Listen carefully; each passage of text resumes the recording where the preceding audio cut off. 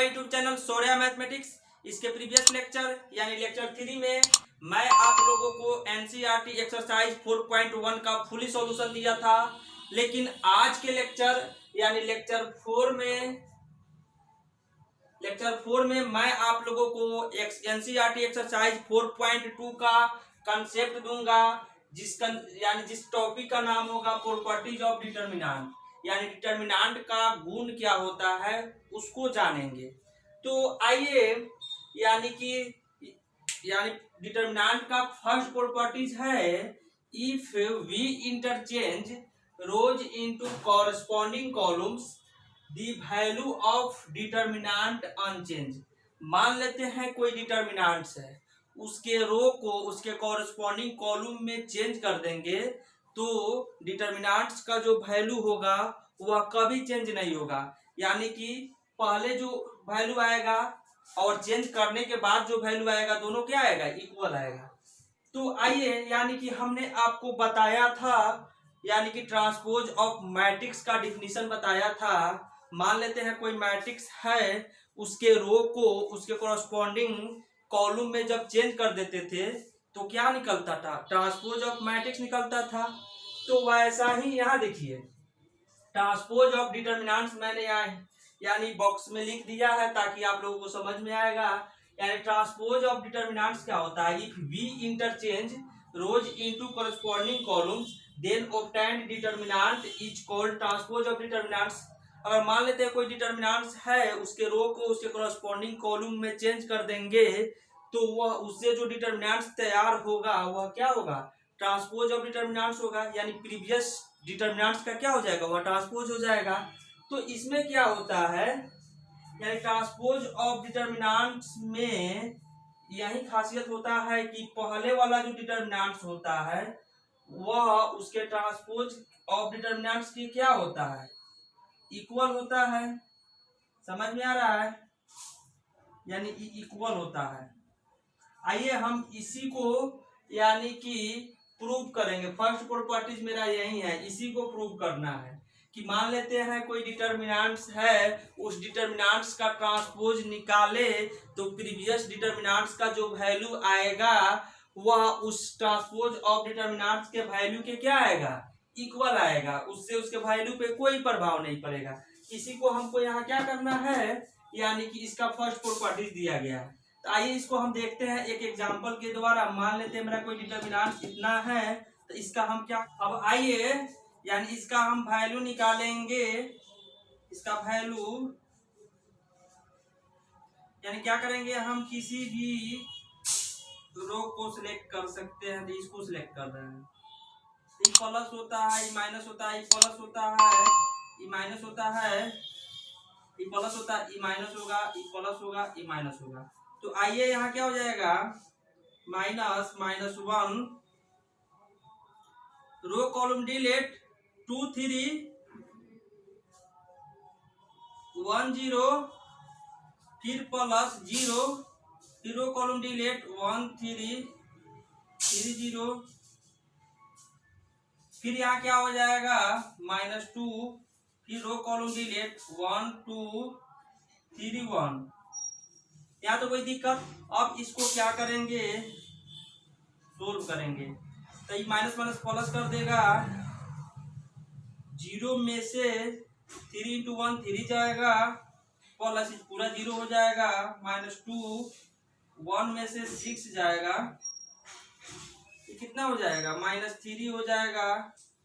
यहाँ माइनस कितना हो जाएगा, ये घटेगा तो -5, तो -5 -2 जा +10 हो जाएगा, कितना हो गया, 7 हो गया। अब क्या करेंगे, इसका ट्रांसपोज निकालेंगे। तो इसीलिए ट्रांसपोज इसका हो जाएगा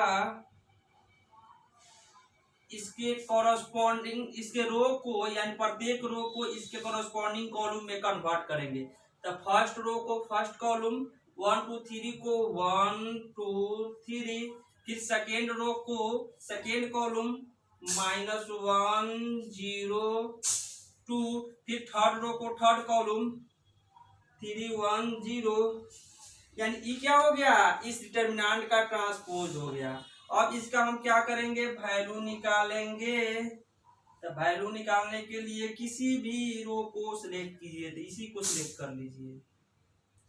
तो हमने बताया है -2, इसके रो कॉलम को डिलीट करेंगे, -1 3 2 0, फिर क्या करेंगे +0, रो कॉलम को डिलीट करेंगे तो 1 3 3 0, फिर क्या करेंगे -1, रो कॉलम को डिलीट करेंगे तो 1 -1 3 2। अब इसका वैल्यू निकालिए, -2 -1 इंटू 0 0 में से 6 जाएगा, -2 इंटू 3, फिर यहाँ +0 हो जाएगा, -1 2 में से 3 इंटू -1 तो +3 कर देगा, ये कितना हो जाएगा, -2 इंटू -6 जा कितना हो जाएगा 12 हो जाएगा, ये कितना हो जाएगा 3 2 5 तो -5 हो जाएगा, ये कितना हो गया 7। तो देखिए यहाँ, तो यहाँ इसको हम 1 मान लेंगे, इसको 2 मान लेंगे, तो यहाँ लिख देंगे फ्रॉम 1 एंड 2 से इतना इक्वल टू कितना हो जाएगा, इतना इतना ही ना प्रूफ करना था। तो इसको आप लोग लिखिए, इसके बाद मैं आप लोगों को प्रॉपर्टीज नंबर 2 बता रहा हूँ।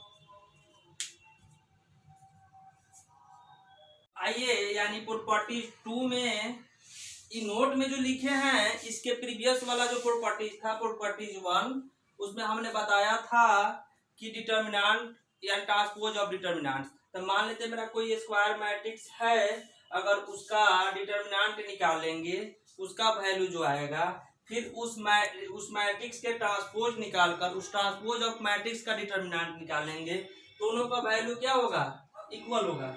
अब यहाँ देखिए, यहाँ दिया हुआ है इफ 2 रोज यानी सेकेंड प्रॉपर्टीज में इफ 2 रोज या कॉलम्स आर आइडेंटिकल, आइडेंटिकल का मतलब क्या होता है, same, then the value of determinants is 0।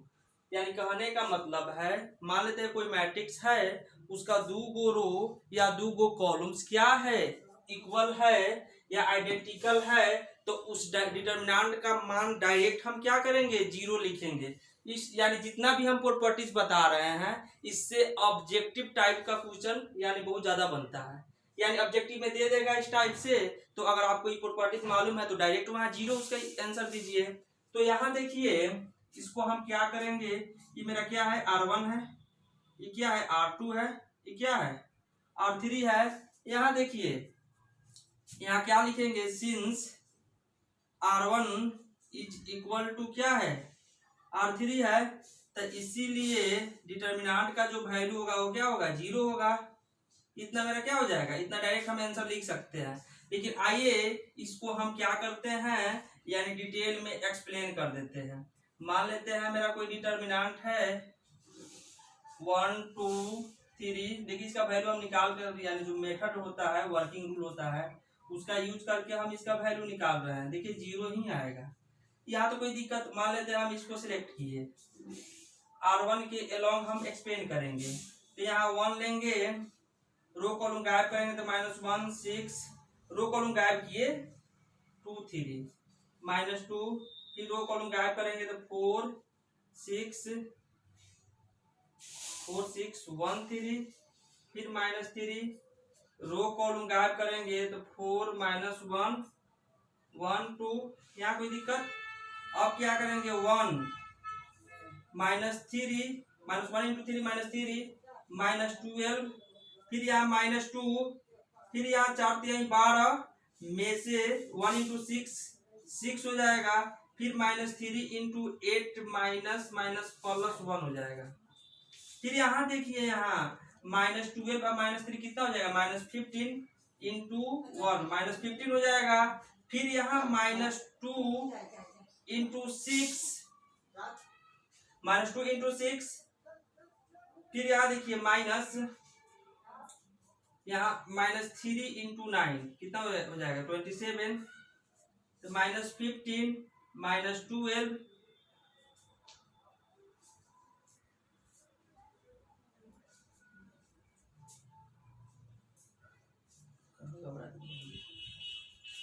Plus होता है, माइनस होता है, यहाँ प्लस होता है, ये क्या हो जाएगा, प्लस हो जाएगा। 27 यहाँ क्या हो जाएगा, 12 प्लस 27, यहाँ क्या हो जाएगा, -27 प्लस 27 क्या हो जाएगा, 0 हो गया। देखिए यहाँ हमने क्या डायरेक्ट 0 लिखे थे, यहाँ 0 आ गया। तो यहाँ ये दिमाग में, ये प्रॉपर्टीज टू दिमाग में रखना कि इफ टू रोज या कॉलम्स आर आइडेंटिकल, आइडेंटिकल का मतलब क्या होता है, same, then the value of determinant is 0। अगर दो को किसी मान लेते कोई डिटरमिनेंट है, उसका दो गो रो या कॉलम्स क्या है, इक्वल है, तो उसका वैल्यू जो होगा क्या होगा, 0 होगा। तो इसको आप लोग लिखिए, इसके बाद मैं प्रॉपर्टी 3 बता रहा हूँ। ये प्रॉपर्टीज क्या है, 3 है। प्रॉपर्टीज 3 कह रहा है if all the elements of a row या कॉलम आर 0। मान लेते हैं कोई डिटरमिनेंट है, उसके किसी एक रो या कॉलम्स का प्रत्येक एलिमेंट क्या है, 0 है, तो उसका वैल्यू जो आएगा क्या आएगा, 0 आएगा। आइए एक एग्जांपल के द्वारा इसको हम देखते हैं। मान लेते मेरा कोई डिटरमिनेंट है 1 5 -3, ये 0 हो गया पूरा। फिर 3 6 -8, तो इसका जो वैल्यू निकलेगा ये क्या आएगा, 0 आएगा। तो इसीलिए डिटरमिनेंट का जो वैल्यू आएगा क्या आएगा, 0 आएगा। फिर यहाँ आइए एग्जांपल 1, फिर एग्जांपल 2 देखते हैं। मान लेते मेरा कोई डिटरमिनेंट है, क्या है, पूरा 0, पूरा कॉलम 0 है। यहाँ क्या है, 5 -3 2 3 4 6। अब देखिए, अब इसका जो वैल्यू आएगा ये क्या आएगा, 0 आएगा। तो इसीलिए डिटरमिनेंट का जो इसका भी वैल्यू होगा क्या होगा, 0 आएगा। कहने का मतलब है, मान लेते कोई डिटरमिनेंट है, उसका एगो रो या एगो कॉलम का प्रत्येक एलिमेंट अगर 0 होगा, तो उस डिटरमिनेंट का जो वैल्यू होगा क्या होगा, 0 होगा। इसको याद करके रखना है, इससे ऑब्जेक्टिव बहुत ज्यादा बनता है।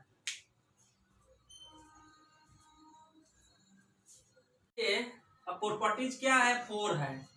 प्रॉपर्टीज 4 में कह रहा है इफ एनी टू रोज या columns are interchange then the value of determinant is get multiplied by negative sign.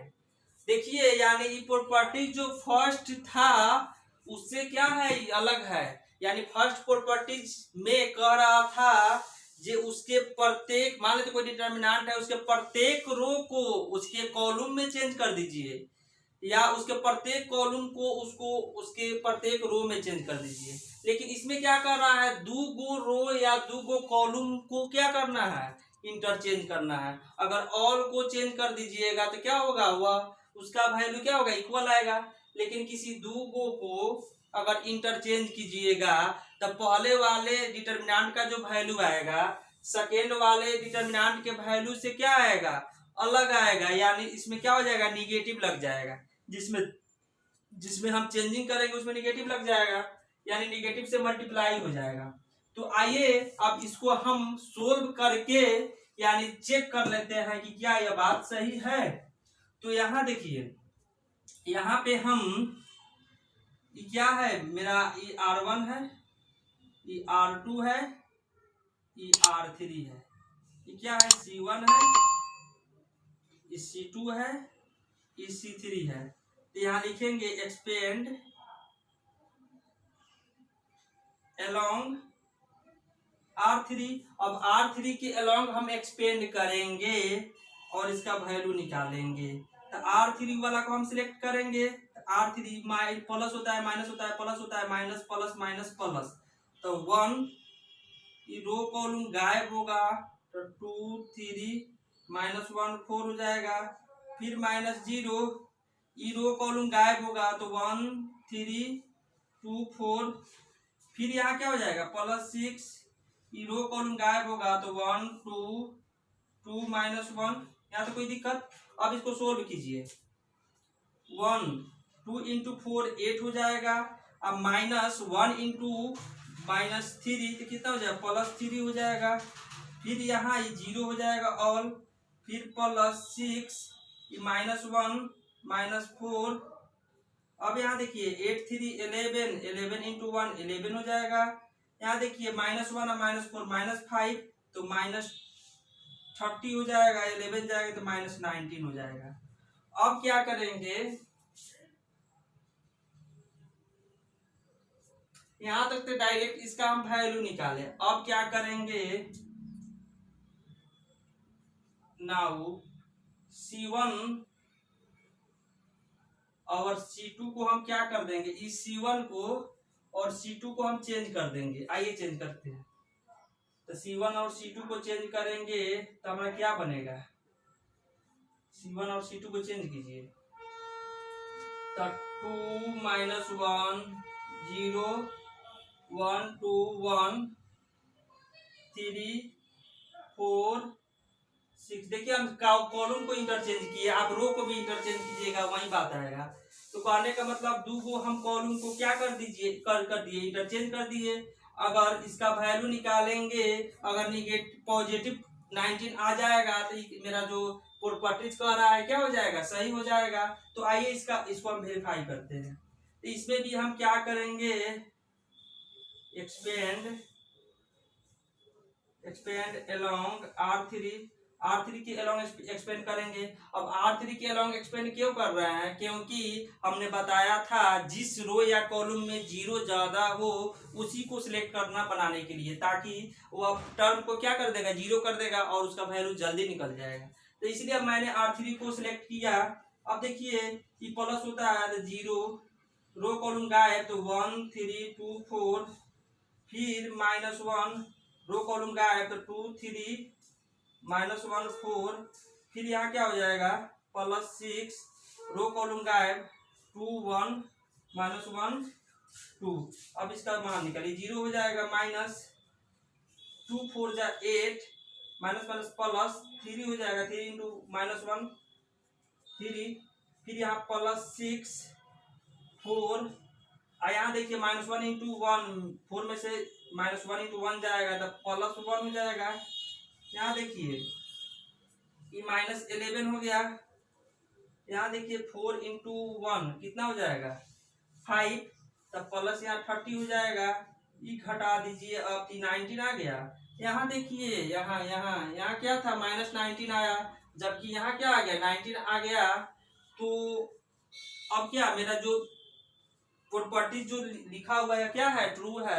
यानी कि जब मैंने दो को कॉलम को इंटरचेंज किया तो वैल्यू क्या आ गया, पॉजिटिव आ गया। तो यहाँ बात आप लोगों को समझ में आ रहा है। तो इसको आप लोग लिखिए, इसके बाद मैं नेक्स्ट प्रॉपर्टी बता रहा हूँ।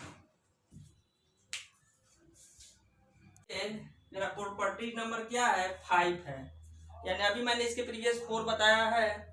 प्रॉपर्टीज 5 में कह रहा है if all the elements of a row या column are multiplied by a constant term then the value of determinant is get multiplied by that constant term. यानी कहने का मतलब है, मान लेते हैं कोई डिटरमिनेंट है, इसके किसी एक रो या कॉलम्स में किसी कांस्टेंट टर्म से गुना करेंगे तो इसका जो प्रीवियस डिटरमिनेंट जो रहेगा उसका वैल्यू निकालेंगे और गुना करने के बाद उस डिटरमिनेंट का वैल्यू निकालेंगे। तो हम देखेंगे कि प्रीवियस डिटरमिनेंट का वैल्यू जो होगा उसमें जिस कांस्टेंट टर्म से हम गुना करेंगे उतना से वह क्या हो जाएगा, मल्टीप्लाइड हो जाएगा। तो आइए इसको हम एग्जांपल देकर देखते हैं, तब आप लोगों को समझ में आएगा। मान लेते हैं हमारा कोई डिटरमिनेंट है, इसको क्या करेंगे हम, एक्सपेंड अलोंग क्या, एक्सपेंड अलोंग R3, इसको R1 मानेंगे, R2 R3। अब देखिए अब पहले यानी इसको हम अभी मल्टीप्लाइड किसी कांस्टेंट टर्म से मल्टीप्लाइड नहीं किए हैं और इसका वैल्यू निकाल रहे हैं। तो देखिए क्या होगा, इसका वैल्यू निकालेंगे तो प्लस माइनस प्लस, तो इसको हम R3 को अलोंग एक्सपेंड कर रहे हैं तो -1, रो कॉलम गायब 2 3 1 6, फिर यहाँ +0, रो कॉलम गायब 1 4 3 6, फिर यहाँ प्लस, यहाँ माइनस ना होगा, फिर यहाँ प्लस हो जाएगा 2, फिर यहाँ रो कॉलम गायब 1 2 4 1, अब इसको आप क्या कीजिए, सोल्व कीजिए। अब देखिए यहाँ -1 6 2 12 6 2 जा 12 -3 ये 0 हो जाएगा, प्लस 2 1 में से 8 जाएगा। यहाँ देखिए 12 में से 3 गया, कितना हो गया 9, तो -9 हो जाएगा। आई कितना हो जाएगा, इसमें से घटेगा तो -7 2 जा -14, तो -9 और -14 कितना होता है, तो -9 और -14 हो जाएगा -23। अब देखिए नाउ अब क्या करेंगे, यानी कि अब यहाँ क्या करेंगे, R1 बनाएंगे, 3R1 कर देंगे, यानी इसके R1 में 3 से हम गुना कर देंगे तो मेरा del1 जो बनेगा, देखिए यहाँ क्या हो जाएगा, 3 2 जा 6 3 3 जा 9 4 1 6 -1 0 2।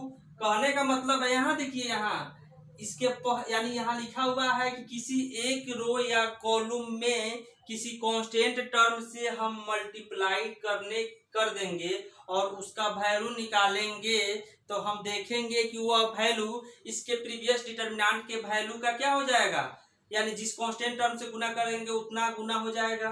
तो यहाँ हम 3 से गुना कर रहे हैं, अगर इसका वैल्यू यानी -69 आ जाएगा तो यह मेरा प्रॉपर्टी ट्रू हो जाएगा, क्योंकि यहाँ -23 है, तो -23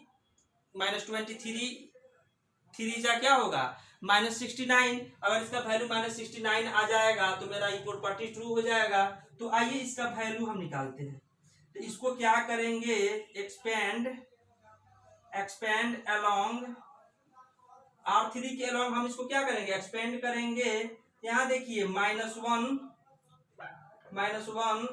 रो कॉलम गायब कीजिए, 6 9 1 6, फिर यहाँ -0 रो कॉलम गायब करेंगे, 3 9 4 6, फिर यहाँ क्या करेंगे, 2 लेंगे, रो कॉलम गायब कीजिए, 3 6 4 1। अब इसको सोल्व कीजिए तो -1 6 6 36 में से 9 जाएगा, -0 +2 3 -24। यहाँ देखिए 36 में से 9 घट जाएगा, तब कितना हो जाएगा 27, तो -27 हो जाएगा। यहाँ देखिए प्लस,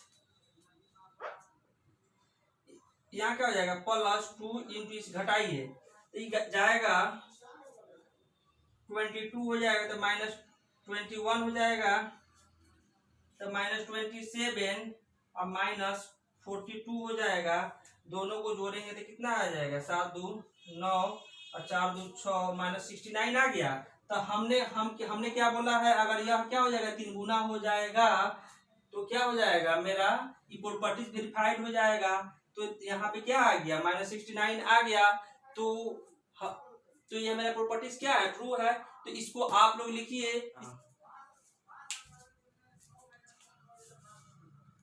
यानी अभी मैं जो प्रॉपर्टीज 5 बताया है उसमें बताया है कि मान लेते कोई डिटरमिनेंट है, उसके रो या कॉलम, किसी एक रो या कॉलम में हम किसी स्केलर से या कोई कांस्टेंट टर्म से गुना करेंगे तो उसका जो वैल्यू होगा, यानी गुना करने के बाद जो वैल्यू निकालेंगे वह प्रीवियस डिटरमिनेंट के वैल्यू का क्या हो जाएगा, वह यानी कांस्टेंट टर्म गुना हो जाएगा, यानी जितना कांस्टेंट टर्म से गुना करेंगे उतना गुना हो जाएगा।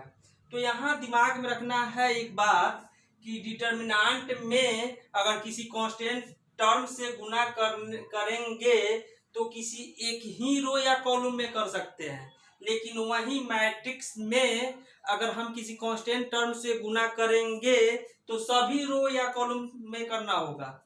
तो यानी कि डिटरमिनेंट्स और मैट्रिक्स में क्या होता है, अंतर होता है किसी कांस्टेंट टर्म से गुना करने पे, यानी कि ये बात दिमाग में रखना है।